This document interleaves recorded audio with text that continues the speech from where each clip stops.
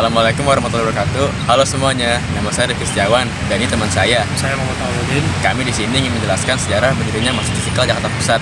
Mau tahu keseruannya? Yuk ikut kita terus. Halo semuanya, sekarang saya sedang berada di Masjid Istiqlal.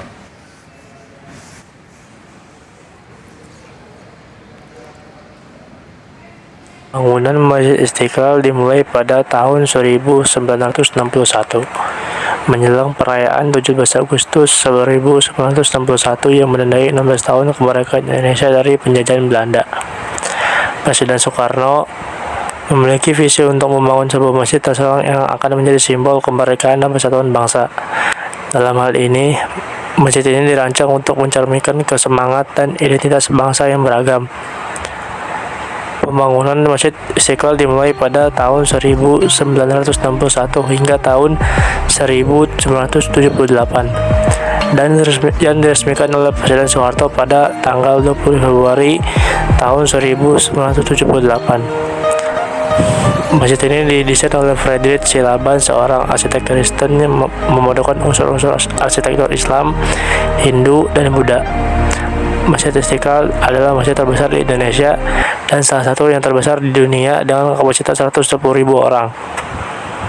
Ternyata, saat pembangunan masjid ini, ada beberapa isu kontroversial yang bikin heboh nih. Seru kan? Ini dia 3 kontroversi yang saat pembangunan Masjid Istiqlal. 3. Dilema pembangunan Masjid Istiqlal.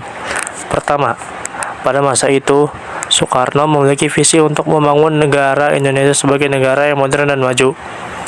Monas sebagai lambang kebanggaan nasional yang menunjukkan semangat perjuangan kemerdekaan Indonesia dianggap sangat penting untuk memperkuat citra nasional Indonesia di mata dunia. Selain itu, Monas juga dianggap sebagai simbol persatuan dan kesatuan bangsa Indonesia yang beragam, sehingga menjadi prioritas dalam pembangunan negara. Kedua, pada masa itu Indonesia masih mengalami berbagai masalah ekonomi dan keuangan termasuk inflasi dan utang luar negeri yang tinggi. Pembangunan Masjid Istiqlal memerlukan biaya sangat besar dalam jangka waktu yang lama. Sedangkan bangunan Monas dapat selesaikan lebih cepat dan dengan biaya lebih terjangkau.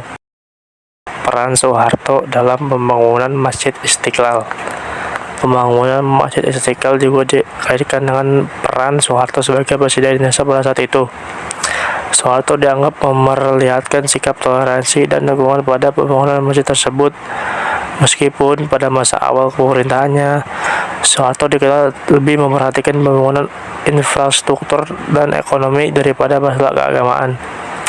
Meskipun begitu, pembangunan Masjid Istiqlal pada akhirnya dapat memberikan sumbangan penting bagi peningkatan toleransi dan kerukunan antar umat beragama di Indonesia. Selain itu, ada fakta sejarah bahwa Presiden Soeharto lebih mementingkan pembangunan Monas daripada Masjid Istiqlal. Ada beberapa faktor yang menyebabkan Soekarno lebih memprioritaskan pembangunan monumen nasional daripada Masjid Istiqlal pada masa itu. Perdana pembangunan Masjid Istiqlal.